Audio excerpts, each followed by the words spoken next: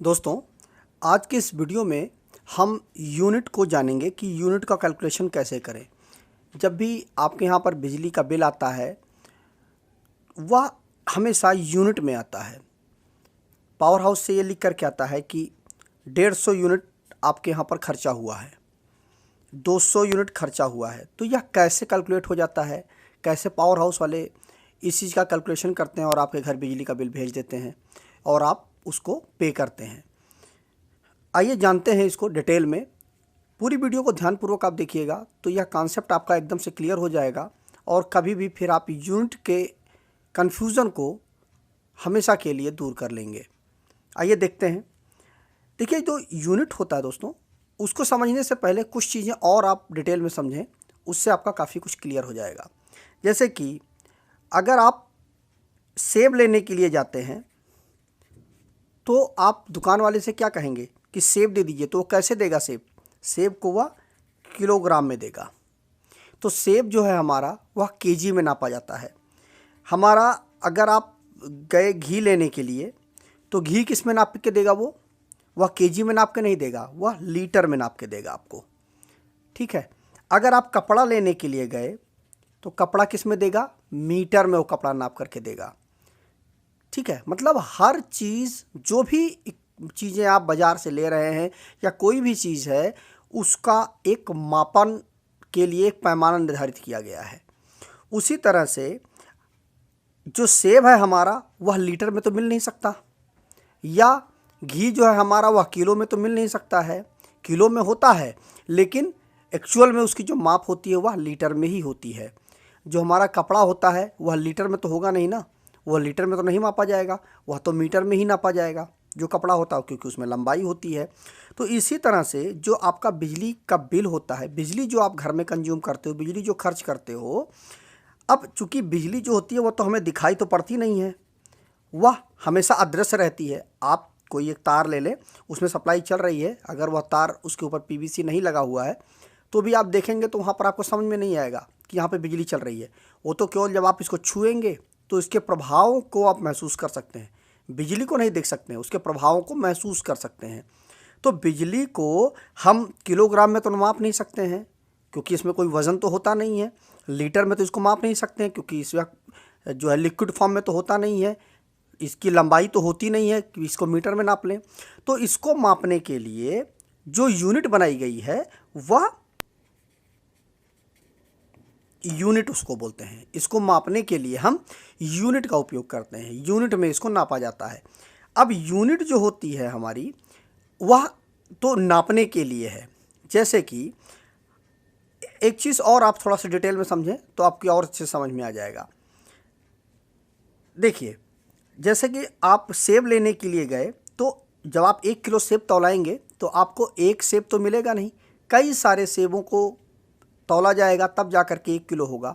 तो उसी तरह से यूनिट जो होती है वो हमारी एकदम से नहीं होती है।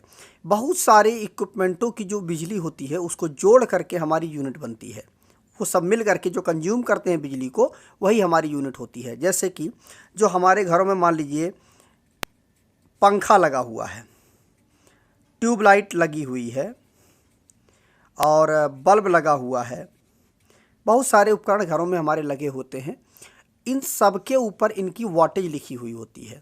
जैसे कि पंखा जो होता है हमारा वह 70 वाट का होता है, जो हमारी ट्यूबलाइट होती है वह 40 वाट की होती है, जो हमारा बल्ब होता है वह नॉर्मली 100 वाट का जो हमारा बल्ब होता है।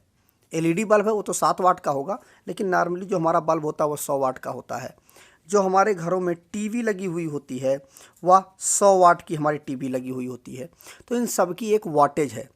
तो जो भी चीज़ें इनकी जो वाटेज होगी, जो भी लोड होता है वह हमारा किलोवाट में होता है। एक्चुअल में ये वाट में है, ठीक है। अब इससे बड़ी यूनिट जो हमारी होती है वह किलोवाट में होती है।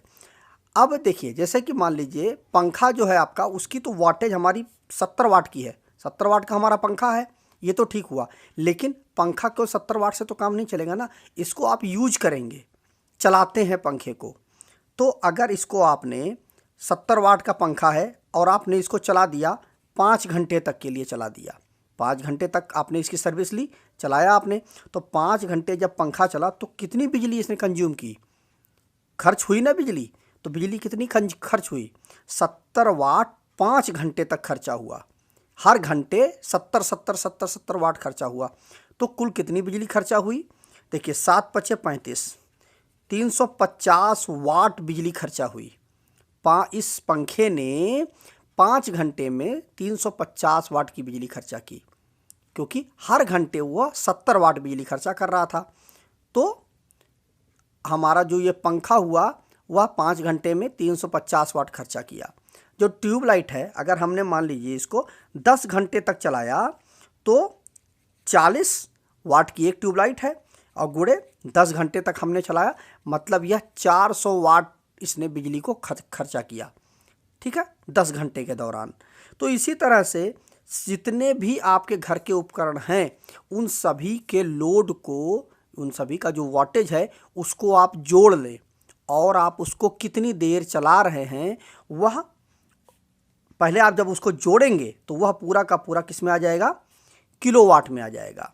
और जब आप उसको चलाएंगे कुछ घंटों तक तो आप उसके साथ घंटे का आप मल्टीप्लाई कर देंगे, ठीक है। वही तो मैंने किया। यह 40 वाट की ट्यूबलाइट है, उसको हमने कितनी देर तक चलाया, 10 घंटे तक चलाया, तो दोनों का मल्टीप्लाई किया ना। तो उसी तरह अब चूँकि देखिए 70 वाट का पंखा है, 40 वाट की ट्यूबलाइट है, बल्ब है हमारा 100 वाट का, 100 वाट की हमारी टीवी है, तो इन सभी को जब हम जोड़ेंगे तो यह टोटल ज़्यादा आ जाएगा, हमारा किलोवाट में आएगा। तो किलोवाट में जब हम घंटे का गुणा कर देंगे तो क्या आ जाएगा, kWh, और इसी को हम यूनिट बोलते हैं। kWh को ही हम यूनिट बोलते हैं, या तो kWh आप कहें या तो आप यूनिट कहें, ठीक है। अब क्या होता है कि अब यह यूनिट कितनी होती है, अब आप यह भी सोचेंगे कि यह यूनिट क्या होती है या kWh क्या होता है।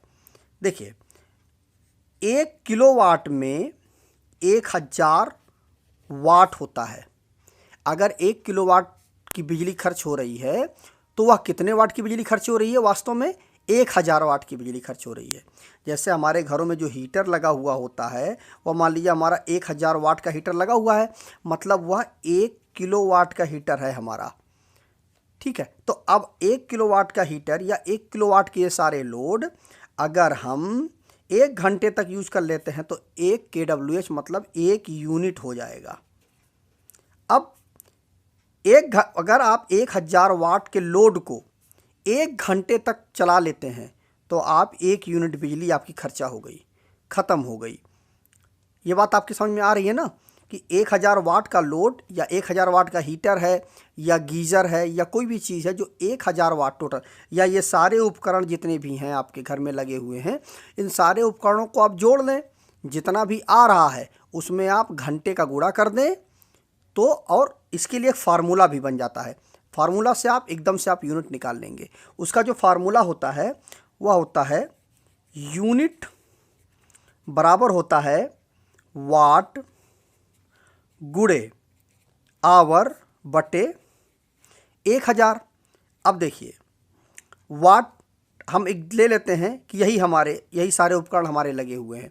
तो देखिए 100 और 100 200 और 240 और 60 310, ठीक है, 310 वाट हो गया हमारा गुणे। अब हम इसको मान लेते हैं हम 5 घंटे हम चला लेते हैं बटे 1000। अब देखिए ये 0 से ये 0 कट गया, देखिए कितना आ जाएगा, 3 एकम 3 5 एकम 5 और 5 तियाँ 15 बटे 100 हो जाएगा, ठीक है। ये 2 0 हटेंगे तो यहाँ पे दशमलव लग जाएगा, 2 0 हटेंगे तो यहाँ पे दशमलव लग जाएगा, इक्वल टू 1.55 यूनिट खर्चा हुई हमारी बिजली। वो कितनी देर में खर्चा हुई, 5 घंटे में। 5 घंटे तक जब हमने इन सारे उपकरणों को चलाएंगे तो 1.55 यूनिट खर्चा होगी, मतलब 1.55 kWh खर्चा होगा। कितने देर में, 5 घंटे में खर्चा होगा। तो यही चीज़ हमारी यूनिट होती है। मुझे उम्मीद है कि आपको ये चीज़ समझ में आ गई होगी डिटेल में। काफ़ी हद तक मैंने डिटेल में समझाने की कोशिश की है कि यूनिट क्या होती है और उसको कैसे कैलकुलेट किया जाता है। इसी तरह से अगर आपको भी कैलकुलेट करना है तो आप अपने घर के जो टोटल लोड है उसको आप जोड़ लें और जितना भी वाट हमारा आता है उस वाट को और जितनी देर आपको चलाना है उतना वाट का आप वाट के साथ में आप उस टाइम का गुणा करके 1000 का भाग दे देंगे तो आपका यूनिट निकल आएगा। और फिर आपके यहाँ का देख लीजिए कि यूनिट के चार्ज कितना है। कहीं कहीं पर 7 रुपये पर यूनिट का चार्ज होता है, कहीं पर 6 रुपये। तो जितने भी रुपए यूनिट का आपका चार्ज होता है उसमें आप इस जो हमारी यूनिट है उसमें रुपए का आप गुणा कर दें। जैसे कि 1.55 हमारा आया था तो 1.55 का आप गुणा कर दें तो कितना आ जाएगा, 6 पंचे 30 और 3 और 6 पंचे 30 और 3 33 के 3 हासिल 3 और 6 एकम 6 और 3 9, 2 अंक बाद दशमलव का हुआ, मतलब 9 रुपया 30 पैसा 6 रुपये के रेट से हमारा बिजली का खर्चा आया। तो इसी तरह से आप कैलकुलेट करके निकाल सकते हैं। तो मुझे उम्मीद है कि आपको यह पूरा का पूरा कॉन्सेप्ट समझ में आ गया होगा। वीडियो अगर अच्छा लगा हो तो वीडियो ज़्यादा से लाइक कर दीजिएगा, शेयर कर दीजिएगा अपने दोस्तों के साथ, जिससे उनको भी यूनिट क्या होता है वह अच्छे से समझ में आ जाए और कभी भी इस टॉपिक से संबंधित उनके मन में कोई कन्फ्यूजन ना बचे। तो मिलते हैं नए वीडियो में। नमस्कार दोस्तों।